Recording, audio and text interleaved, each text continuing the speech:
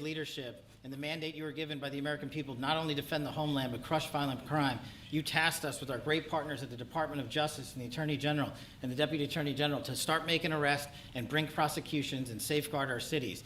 And you said it, this is just the beginning. In just 7 months, I hope the media takes a look at every one of these charts because these are the best numbers for fighting crime in U.S. history, and it's only 7 months in. And to do that, our vehicle to do it of choice was Operation Summer Heat, which the FBI architected to go after violent criminals. And in just a 3-month span, you had 8,700 arrests of violent criminals. You had 2,200 firearms seized off the streets permanently to safeguard our communities. You had 421 kilograms of fentanyl seized. Just to put that in perspective, that's enough to kill 55 million Americans alone. You had 45,000 kilograms of cocaine seized, and thanks to our Department of Justice partners, you had 2,100 indictments in 3 months, from June to September alone. Mr. President, that in and of itself would be historic for a 4-year presidency. You did that in 7 months because you let good cops be cops, and you partnered us with the right people at the Department of Justice to put the handcuffs on and bring them to court and put them in prison. And if that weren't enough, when you look at the year, for the entire 7-month period that we're talking about here, if you look at the past 4 years of the Biden administration, 16,000, 17,000, 15,000, 15,000. That's the number of arrests year over year of violent felons in this country for the Biden administration. Mr. President, in 7 months, you have 28,600 arrests of violent felons in just 7 months alone because of your leadership and the dedication of the men and women at the FBI who want to go out there and do the job they were prevented from doing because that department used to be weaponized and politicized. And this is what happens when you take out the fangs of weaponization.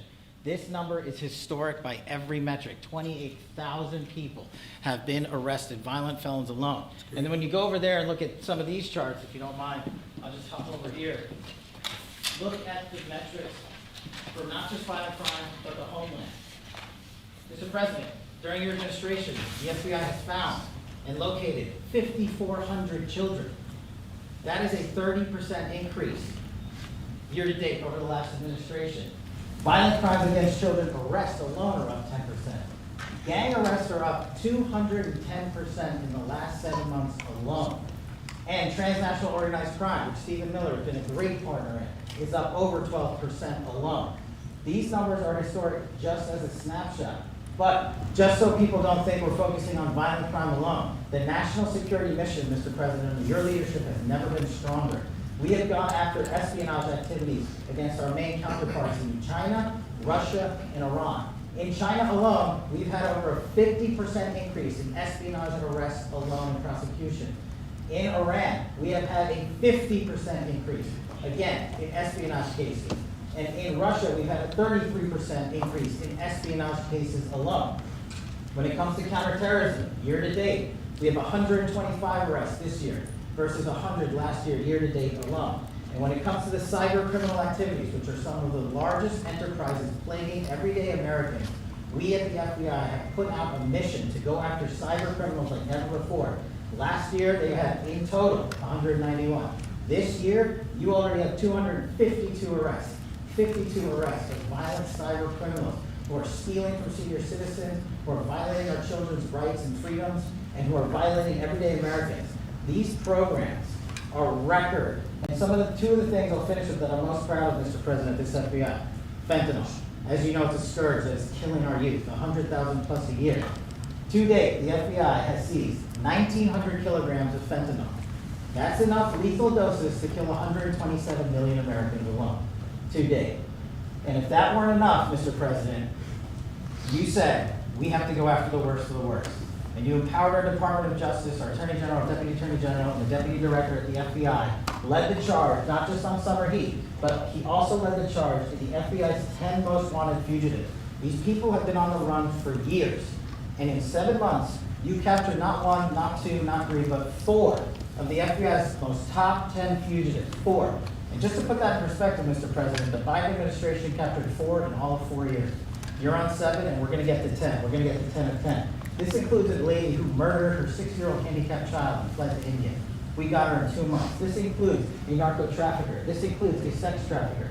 This includes another first-degree murder and gangbang. These people were on the run because of the prior administration's reckless policies that destroyed our communities. And you came in and with a mandate said, go after the worst of the worst.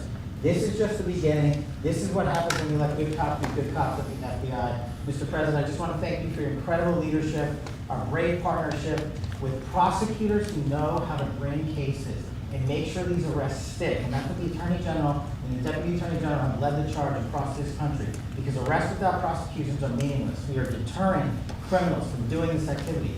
We are preventing criminals from coming into America, and we are absolutely crushing violent crime like never before and defending this homeland, sir. And not to mention, I almost forgot this one.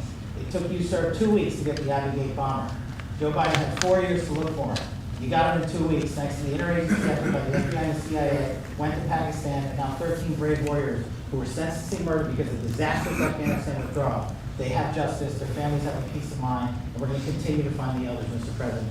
On behalf of the FBI, sir, I just want to thank you. Thank you very much, Kash. Great job. Very good. Very impressive. Pam, would you like to say? Sure.